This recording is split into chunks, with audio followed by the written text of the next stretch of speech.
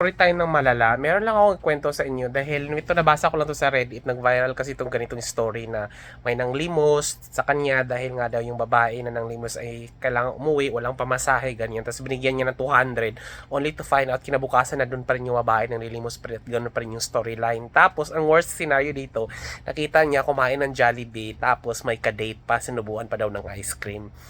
Tapos nang hingi pa sa kaibigan niya na ganun din ang kwento. So, hindi lang kasi bago sa akin to. May mga ganitong experience rin ako dito ha. Ito kasi sa probinsya to nangyari. Pero ito na experience ko dito sa Greenfield, sa tapat lang. So, only to find out na hindi talaga totoo. So, pag mga nadadala na ako, hindi na talaga ako nagbibigay na ganyan. Kasi, di mo na alam kung sino talagang totoong lilimusan mo or hindi. Kasi, di ba, iba, scam na talaga, di ba?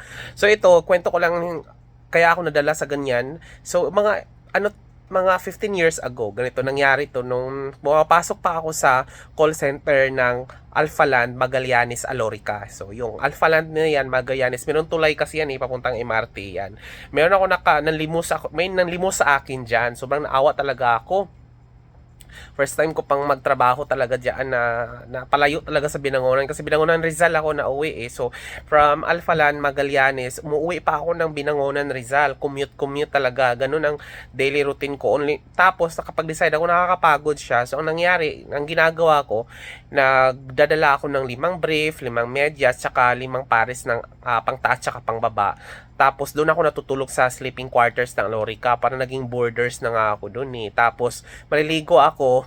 Meron kasi mga piece towel doon.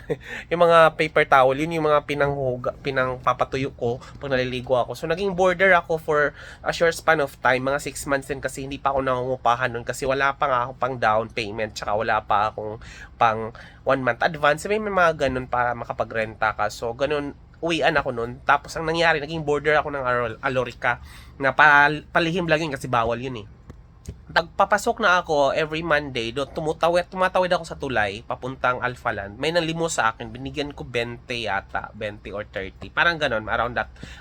Tapos ngayon papasok na ako Lorica, tapos halimbawa doon ako matutulog, ganyan. Minsan kasi nagigising ako ng alas 3 ng hapon. Tulog ako alas 6 ng umaga, tapos gising ako alas 3 ng hapon.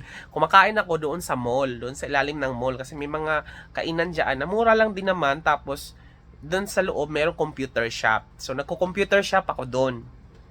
Nag-rent ako ng mga 2 hours, ganyan, after kong kumain. Tapos, eto malalaman, ang katabi ko sa computer shop, sa kabilang station, ang katabi ko ay yung nanglimos sa akin nung Monday. Ganon pa rin ang suot, nag-computer shop siya, tapos nag-game. Tapos, syempre, hindi niya ako na-recognize. Pero syempre, na-recognize ko siya kasi nagbigay ako sa kanya So, doon ako nabuisit. Tari, pang computer shop. Extend pa si bakla. Talagang, nabuisit talaga ako na parang, okay. Parang ganun pala, hanap buhay pala talaga nila yun. Tapos, ngayon, parang iti-take advantage kung you are emotionally unstable kasi maawain ka nga, di ba? That's actually playing your emotion din pag ganyan. So, madali kang ma-scam, ganyan. Na-scam ako, simula no, natuto ako na first hand experience, hindi pala talaga lahat ng nanlilimos genuine. Yung mga ganon, hindi mo alam kung sindikato ba yan or hindi mo alam talaga na pinanggagastos lang din nila. Like for me, example, pag ganyan, makikita mo yung malala, naka-Starbucks pala or hindi naman kaya, ganyan, nag-Jollibee pa, tapos hindi naman kaya, hindi, di ba, yung mga ganon sa computer shop, katabi ko pa yung nalimos sa akin na binigyan ko nung Lunes, tapos a day after, katabi ko na nag-computer shop, pinang-computer shop lang pala, yung mga ganon, di ba, nakaka-buisit, magbigay.